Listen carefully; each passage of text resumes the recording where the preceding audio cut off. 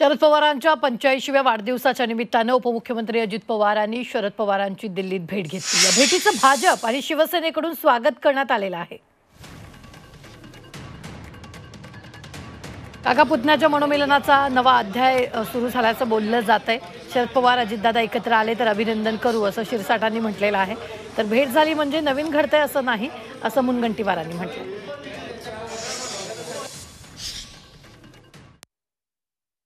ते एकत्र आले तर आम्ही अभिनंदन करू ना। आम्हाला काय प्रॉब्लेम आहे? आम्ही भांडणं लावणारे नाहीत, आम्ही जोडणारे लोक आहोत। आणि नातं जोडणं हे शरद पवार साहेबांकडून शिकावं।